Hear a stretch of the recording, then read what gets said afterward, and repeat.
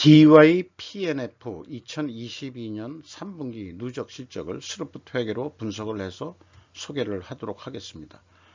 매출이 18.6% 감소했고요. 영업이익은 무려 192%가 감소했습니다. 그 결과 영업손실 105%가 영업손실이 발생이 됐습니다.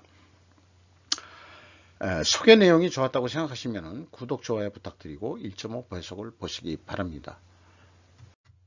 무역에 관한 일반적인 얘기인데요. 한국이 작년에 무역수지 적자가 472억 달러였습니다. 적자 비율이 6.9%, 거의 7%에 해당합니다. 근데 일본을 보면은 수출이 98조 3천억 엔, 수입이 118조 엔, 그리고 무역수지 적자가 19조 7천억 원이 됩니다. 그 적자 비율이 20%나 됩니다. 그래서 이런 그 전체 그 대세를 하니까 제가 그 스루프트 회계를 분석하고 있습니다만은 2022년도 기업체들 기업 실적 분석을 함에 있어서 일반적으로 원재료는 먼저 가격이 다 올랐을 거라고 인식할 수 있을 것이고요. 판매 가격은 그 원재료 가격만큼 다 상대적으로 그만큼 올리지 못했을 것이라고 그렇게 예측이 됩니다. 다만 어떤 독과점 업체라든지 이런 데는 조금 좀 틀리긴 하겠죠. 그래서 이거를 보면은 일본의 고통은 한국보다 더 심각할 것으로 판단이 됩니다. 그럼에도 불구하고 참 일본 사람들은 순한 것 같아요. 뭔가 불평불만들이 잘 안 나오고 그냥 거기에 적응해서 열심히들 살라고 하는 것 같아요. 물론 지금 여러 가지 그 스루프 뉴스를 통해서 일본의 그 무역 적자, 그 다음에 뭐 이런 임금 인상 압력, 뭐 이런 것도 소개를 했습니다만은, 중국행 일본 수출 부진으로 글로벌 경기 침체 우려한다는 것을 스루프 타임즈에서 또 일부 소개를 했습니다. 추가로 일본 기업은 임금 인상의 압력을 받고 있는 거죠. 원가회계 손익으로서 매출이 603억 원으로서 전년 동기보다 18.6%가 감소했습니다. 그리고 매출 원가가 4.7% 거꾸로 증가했어요. 그럼 당연히 매출이익부터 적자가 됐습니다. 그리고 판매관리비가 48.5%나 크게 증가했어요. 그래서 영업손실 118억 원이 발생이 됐습니다. 비율로는 245%나 영업이익이 추락을 한 거죠. 1년 만에 이렇게 흑자에서 적자가 더 큰 폭으로 떨어졌습니다. 그렇다면은 그 603억이라는 돈이 손익분기점 매출액 이하 실적이라는 얘기인데, 말미에 가서 도대체 얼마 정도 매출을 해야 손익분기점 매출액이 되려는지 예측을 해보겠습니다.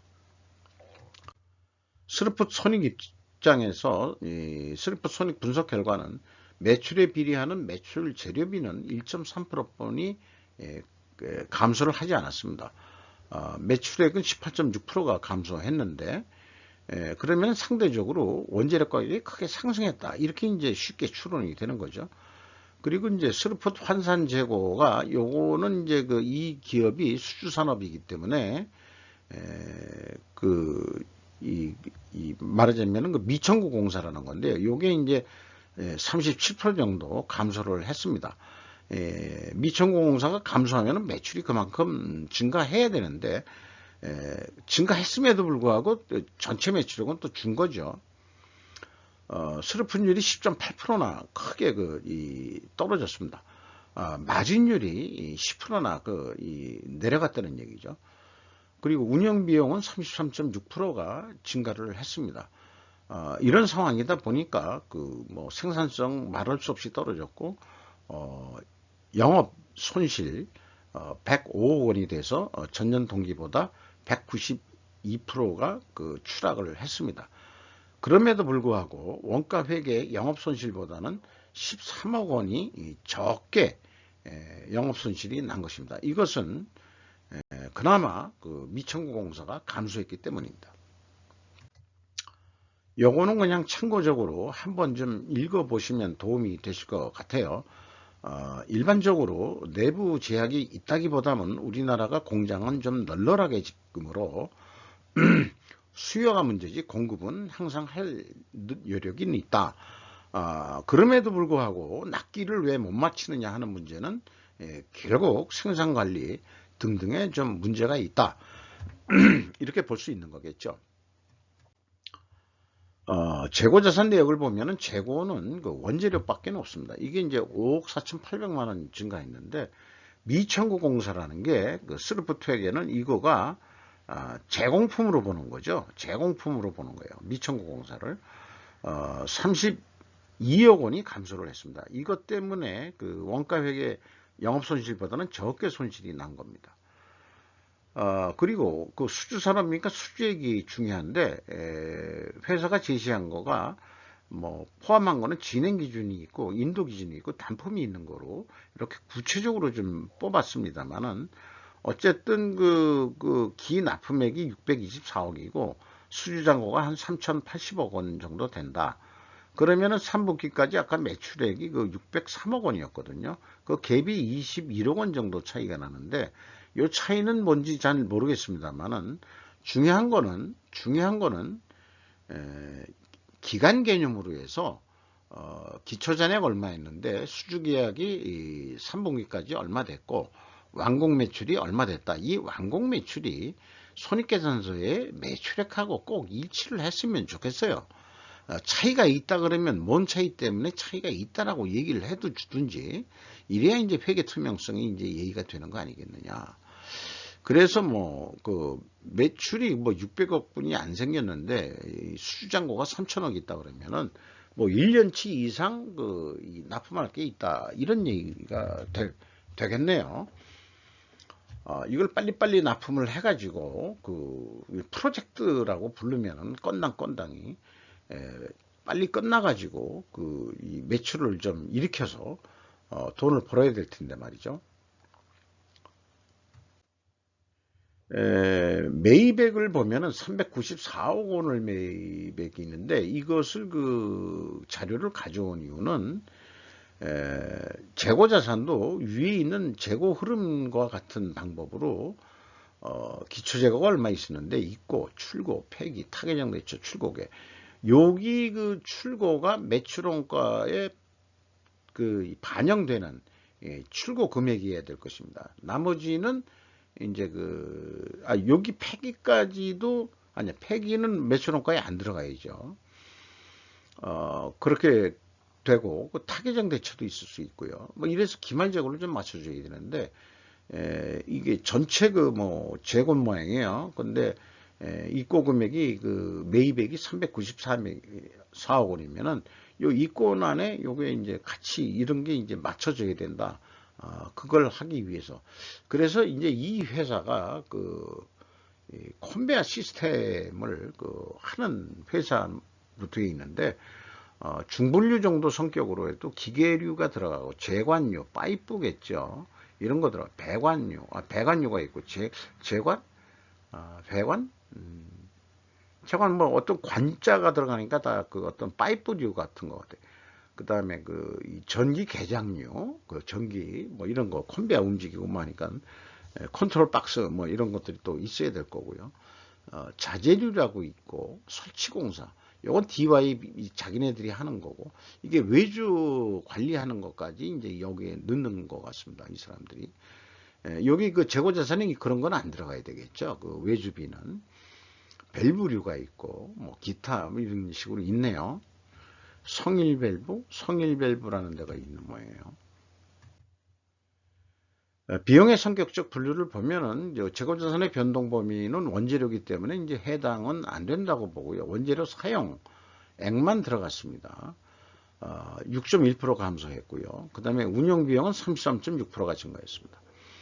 그리고 가공비가 240억이 나갔는데 전년보다 28.2% 그 금액상 증가했고요. 비율로는 3.6%가 증가를 했습니다. 상승을 했어요. 총 제조 비용에 대해서 그러면은 재료 비율은 3.6%가 하락을 했습니다. 그래서 WC 가공 비율의 상승은 원재료 가격이 하락했다고 2차 추론을 하게 되는데 1차 추론은 뭐죠? 원재료 가격이 매우 크게 높게 상승했을 것이라고 이게 모순이 됩니다. 근데 원인은 총 제조비용 분모 때문이다라고 일단 말씀을 드릴 수 있겠고요. 이것이 그 수주산업에서 스루포터계 쪽에서는 미천구공사를 제공품으로 인식하기 때문에 총 제조비용이 회사가 결산한 총 제조비용과 결국은 차이가 있다. 이렇게 말씀드릴 수 있겠습니다. 재고자산 매출원가 회계 투명성 검증 3단계로 여기 그 갭이 있는데 이 갭이 뭐냐 그러면은 결국 미천구공사 증가매국으로 규결이 됩니다. 그러니까 요거는 뭐 2단계까지는 일치한다고 보는 거고요. 3단계 현금 흐름표 기준으로도 일치를 합니다. 재고자산 평가손실액을 빼주면은 일치를 합니다. 그런데 수주산업은 미천구공사가 그러면은 재고자산만큼 있고 증가맥이 맞아떨어지느냐 이렇게 보면은 자 요게 좀 중요한데요. 현금 흐름표상의 미천구공사 증가맥이 마이너스로 표현되면 현찰이 나갔다는 얘기입니다. 38억이 나갔으면은 재무상태표 미천구공사액이 38억이 증가해야 되는데 반대로 31억 5,700만 원이 감소한 거로 되어 있어요. 그런 거 갭이 70억으로 넘어버립니다. 그리고 작년 같은 경우에는 자 현금이 89억 원이 들어왔어요. 그러면은 이 미천구공사가 그만큼 줄면 되잖아요. 그러니까 89억 원이 증가했으니까 차이액은 5,600만 원뿐이 안 됩니다. 그러니까 올해 이 작년 3분기 2022년도 3분기 결산 내용이 뭔가 매우 잘못됐다. 적자를 일부러 내기 위해서 그런 거냐. 이거 좀 이해하기가 어려운 얘기가 나왔어요.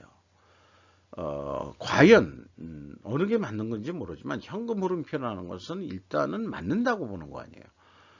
그러면은 결산에 그게 문제가 있을 수 있다 이렇게 보는 거예요. 분식회계 의구심이 이제 발동할 수밖에 없는 거죠. 그렇습니다. 과연 어떻게 현금 흐름표 잔액을 맞추는지 그 기법이 의아할 뿐입니다. 그러니까 현금 흐름표는 맞춰야 되니까 그게 맞았다면은 분명히 미천구공사 증감액의 평가가 뭔가 잘못됐다. 이렇게 이제 이 추적을 해볼 수 있지 않을까 생각합니다. 운영비용에서 인건비가 93억 원가량 나갔는데 작년보다 14.7%가 감소했고요. 직원 수는 6명이 증가했어요. 6명 증가했다고 평균 임금이 6,500이 5,400으로 떨어질 수 있는지 아마 잔업 이런 게 없어져서 그런 거 아닐까 이런 생각을 해보고요. 매출액이 줄어들었으니까 연간 평균 임금은 전년도 8,200에서 한 6,700만 원 선으로 떨어지는 것으로 이렇게 되어 있습니다. 외주비가 반대로 54.9%가 증가를 했죠. 그러니까 이제 직영 처리는 별로 없고 외주 처리를 늘렸고 거기다 독특하게 현장 인건비라는 것도 있어요. 이거는 이제 8.8% 정도 증가했는데 이게 타 기업에서는 볼 수 없는 계정이거든. 현장 인건비라는 게. 그래서 이것은 프로젝트마다 어떤 현장에 있으면은 그 현장에서만 그때 임시로 채용해서 쓰는 인건비를 이렇게 현장 인건비라는 거로 떨고 있는 거 아니겠느냐. 그러니까 임시직이겠죠, 임시직. 부쩍 이제 허드렛 일이나 이런 거를 하는 사람들 아닐까 이렇게 생각이 듭니다. 경영평가지표로서 WCA 이건 이제 미천구공사 포함입니다. 5.3회전으로 크게 증가를 했어요. 56.5%나 증가했는데 스루픈율은 10.8%나 떨어졌죠. 이렇게 역방향이면은 분식회계 개연성 가정을 합니다. 그러면은 반증을 회사가 하려고 그러면은 우리는 분식회계 하는 회사가 아닙니다. 그러면은 원재료 가격 상승과 하락입니다. 하락. 이게 하락. 이거 잘못 썼습니다. 수주 판매 가격 하락으로 입증해야 되는데 특별 원인으로 미청구 감소가 포괄 회전율을 상승시켰다고 봅니다. 그러니까 원재료 가격은 분명히 일반적으로 그 상승했을 거라고 보는데 요거 이 회전율로 봐서는 원재료 가격이 하락해야 되는데 이게 이제 그 안 맞아 떨어지니까 특별 원인으로 미청구공사 감소가 뭔가 아까도 그 플러스 마이너스가 안 맞은 게 아니고 이 그 현금 흐름표 기준 이 미청구공사 증감액이 안 맞아 떨어졌잖아요. 이런 거기 때문에 이게 이제 합리적인 어떤 이 추론이 나오기가 어렵게 되겠습니다. 그리고 원재료 가격에 대해서는 회사가 얘기한 거는 주문 방식에 의한 100% 수주 제품을 생산하며 원재료의 규격이 모두 달라 일률적인 가격의 선정이 곤란합니다. 회사의 설명은 저는 변명에 불과하다고 판단됩니다. 귀차니즘에 빠진 거 아니겠느냐 이런 생각을 하게 돼요. 그래서 이걸 논리적으로 다시 좀 생각을 해보면은 충분 조건이라는 논리인데 만약에 포괄인데 이게 또 오타를 냈네요. 저도 자끔 에러를 내네요. 저도 포괄 재고 회전율 상승과 수로분율 하락 역방향이면은 분식회계 개연성 가정을 한다.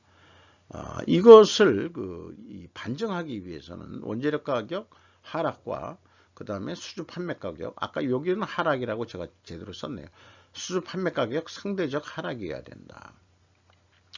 이렇게 얘기했는데 입증이 현재 불가능합니다. 데이터가 그런 걸 오픈 안 하기 때문에. 그렇다고 하더라도 이게 DY PNF가 투명 기업이라는 것을 입증하기 위해서 필연적으로 존재할 다른 결과를 변호인 입장에서는 찾아야 됩니다. 그래서 이게 수주산업이기 때문에 미청구공사 감소에 따른 매출 증가 반영의 합리성을 추가적으로 추적해 봐야 한다. 미청구공사 평가는 또한 적합하는가 이거의 얘기가 되겠죠. 그래서 아까도 그 현금 흐름표에 70억 결국 갭이 생기는데 그게 이 합리적인 추론을 못하게 하는 근본 오류가 아니겠느냐 이렇게 생각합니다. 그래서 그런 생각을 좀 적어봤는데 일반적으로 미청구 공사가 감소했다면 상대적으로 매출에 반영된 차이가 추가로 인식되었을 터인데 적자 발생까지 된 것은 미청구 공사 잔액관리에 문제가 있는 것으로 판단이 된다. 이렇게 이제 저는 분석을 한 해석 의견을 얘기해 볼 수밖에 없겠습니다. 자, 이렇게 해서 PQ 총 제조비용 또 매출원가도 이 차이가 있는 상태에서의 예측입니다만은 여기 2022년도 예측이 영업이익이 제로라고 할 경우 손익분기점 매출액은 901억 원이 되겠다. 그런데 이거를 어떤 B2B 거래니까 단품 거래라고 보면은 그냥 한 9만원짜리 부품이라고 그냥 비율을 들어서 얘기를 해보면은 9만원에 됐다. 그러면은 2484원에 적자가 난다. 왜 그러냐? 재고가 미청구공사가 20% 감소했기 때문이다. 이렇게 되는 거고요. 그래서 흑자를 내기 위해서 얼마를 더 노력을 해야 되냐? 그럼 6% 매출을 더 증액을 시킨다. 매출을 그러면은 486원 나온. 여기에서 그 매출액을 올린다는 얘기는 현재 진행 중인 공사 아까 그 수주 잔액이 꽤 많았잖아요. 그거를 적기에 빨리 준공을 해서 매출 인식을 빨리 더 시킨다는 얘기거든요. 그런데 거꾸로 이 말하자면은 미청구공사 금액을 20% 잔액을 증액시킨다 그러면 어떻게 되냐 그러면은 영업이익이 더 나는 거로 되어 있습니다. 매출을 더 안 해더라도 9만원짜리를 하더라도 이게 원가 회계가 아주 모순 덩어리를 이렇게 나타내는 거죠. 재고의 증가는 이익의 증가라고 말이죠. 그래서 이 표는 왼쪽은 원가 회계 문제점이고 오른쪽은 대안을 제시하는 거고요. 그런 문제, 원가 회계의 문제는 어디서부터 시작했느냐? 역사까지 회계 역사 뭐 이런 것 쪽에서 제가 발췌를 한 건데 원가 회계 두평 ROA라는 게 있습니다.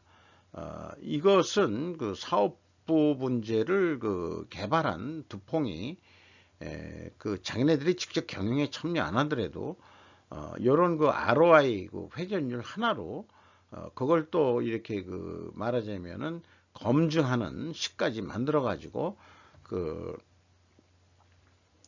그 뭐라 그럴까요? 그 경영자를 평가를 하는 거죠.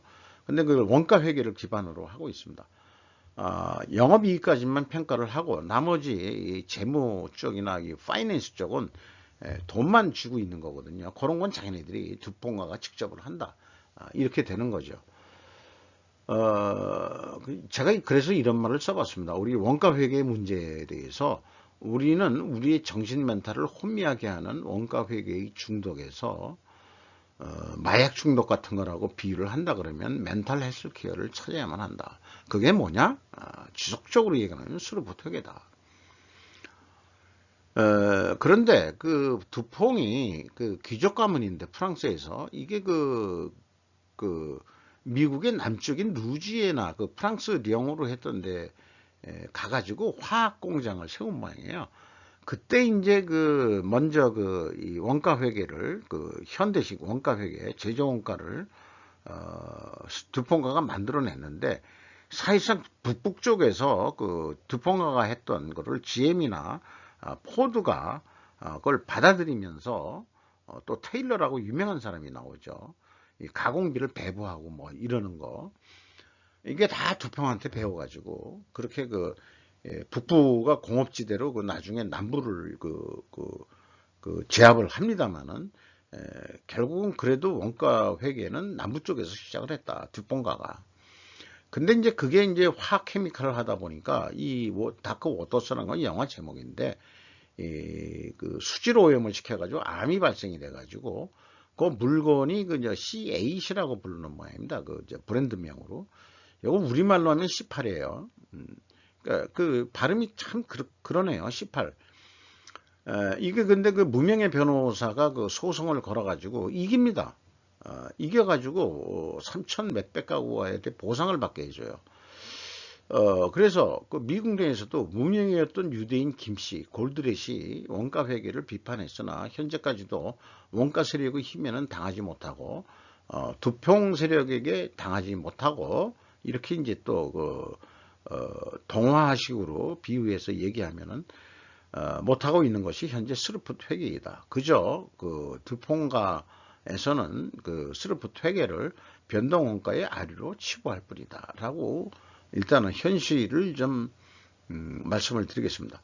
제가 왜 유대인 김씨라 그러면 이게 제가 고급 용어긴 합니다. 유머, 저도 유머를 좀 써보고 싶어서인데 김씨라는 게 이제 한자로 금아니에요. 우리나라에서 김이라고 발음하지만 쇠 금자니까 골드죠, 골드. 금이. 근데 씨는 뭐냐 이게요. 그쪽에서 이 복수 얘기할 때 유대인 언어나 뭐 저쪽 중앙아시아 언어나 그런 어원들을 볼 때 이게 들입니다. 들. 김씨들 아니 김가들 할 때 트가 우리는 이제 다 붙여서 얘기를 하죠. 그래야 이제 서로 이게 합쳐진 이 민족끼리 우리가 역전압이라고 얘기하는 건 똑같습니다. 뭐 이렇게 한꺼번에 불러버리면 이 다른 쪽 출신도 그걸 알아듣고 그 다음에 이쪽도 알아들으니까 두 가지 단어를 다 얘기해 버려요. 역전압이라고. 그러니까는 이제 골드렛을 저는 복수로 보고 들로 보고 김씨다 이런 얘기예요. 김씨. 그 김씨가 저도 김씨입니다만은 스루풋 회계를 미국에 가서 갈했는데 워낙 원가 회계 세력이 백년 아주 거의 200년 가까이 지배해오는 바람에 아직 못 이겼죠. 조금 인정받고 있는데 관리 회계의 일부로 지금 인정을 받고 있습니다. 또 관리회계는 뭐고 또 그렇게 얘기하면 이제 복잡해져요. 근데 일단 관리라고 그러면 어떤 의사결정형 회계다. 뭐 이렇게 이제 이해하시면 되겠습니다. 그래서 이것도 손익분기점을 뽑아보면은, 에, 이게 그냥 원 단위로 얘기를 할게요. 10만 9천 원짜리로 팔아야 된다. 그러면은 이제 어떤 그 가격을 제시해야 되는데, 원재료가 30% 올랐다고 그렇게 그 봐야 된다. 원재료 가격이 그만큼 올라갔으니까 원재료 가격은 좀 올려줘야 된다. 근데 마진율 더 달라는 게 아니다. 원재료 가격 30% 올라간 것만 인정해 달라. 그래서 98,000원에 팔아도 우리는 적자인데도 그래도 그 좀 이렇게 해줘야 되지 않겠냐. 이런 얘기예요. 그래서 이것은 그 프로젝트를 효과적으로 일찍 끝내야 된다는 의미로서 그 말씀드리는 겁니다. 그 30%그 원재료 가격이 올라야 된다는 얘기는 또 뭐 추가 이 정산이라든가 뭐 이런 계약이 돼 있다 그러면 말이죠. 그런데 이제 일단 수주나 이런 걸 금액이 확정되면 더 올려달라고 얘기하기가 어려울 겁니다. 중간에 그 원재료 가격이 올랐다 하더라도. 그래서 자, 제한을 할 수 없이 98,000원에 했는데 결산을 해보면 한 4,300원 그 적자다 이거예요. 그래서 이제 그 계약은 또 깎였어요. 95,000원으로 그리고 7,372원으로 또 적자다 이거예요. 그러면은 손익분기점까지 어떻게 좀 더 올릴 거냐? 어떻게 해야 그러면은 될 거냐? 그러면은 그 미천공사까지 포함한 그 회전율을 7.4회전 한다. 11.1%그 증분율을 성공시키면은 매출액은 11만 6천 원 그런 효과를 내 가지고 간신히 영업 손익분기점을 조금 넘는 선으로 결산을 볼 수 있을 것이다. 그리고 재고가 거꾸로 11.1%가 감소한다면은 감소할 때는 그냥 계약 당시에 그 예상 그 적자하고 같아질 겁니다. 이렇게 그 2022년 말 손익분기점 매출액을 예측을 해봤는데 이 매출액이 그 754억을 하게 돼 있는 거를 그냥 단순 비례로 하면은 이 1160억 하기가 좀 쉽지는 않을 거예요. 그러니까 올해 2022년 연말도 역시 적자로 끝납니다만 4, 4분기에 얼마나 노력을 했는지 모르겠습니다만은 그 DY PNF는 2022년 말도 적자를 내긴 낼 거예요. 하지만 어떻게 하면은 손익분기점 선으로 할 수 있겠느냐, 이런 부분에 대해서 생각을 해보면은 프로젝트 CCPM 이런 경영을 도입을 해서 빨리빨리 그 수주를 끝내야 된다. 이거를 좀 추천하는 바입니다. 주가는 그 1650원이 그 경영성과는 크게 그렇게 떨어졌는데도 왜 가격이 오르는지 잘 모르겠어요. 장부 가격 대비 474%나 크게 뛰었습니다. 그러니까 주식시장은 비합리적인, 비논리적이고 비합리적인 시장이죠. 그러니까 뭐 설명할 방법이 없어요. 제 같은 수준은. 조자진 씨가 37.93%를 가지고 있고, DY 그 자기 주식이 한 8% 가지고 있고, 특별히 뭐 모건 스탠리 앤드 코 인터내셔널 PLC라는 데가 6.32%를 가지고 있고, 외국인이 8.62%를 가지고 있는데, 이 모건 스탠리가 요 8.62%에 들어가는 것 같습니다. 그래서 5% 이상은 그 표시를 하게 되어 있다고 그러는데, 아마 그 포함된 거로 저는 생각을 합니다. 이상 좀 그 오늘 길었습니다만은 이것저것 좀 설명을 그 미천고 공사 등등으로 좀 설명을 해보려니까 시간이 좀 오래 걸리고 원가 회계의 문제점까지 또 좀 일반론을 얘기를 좀 그 안에 넣어가지고 좀 얘기를 해서 좀 길었습니다. 이상 마치도록 하겠습니다.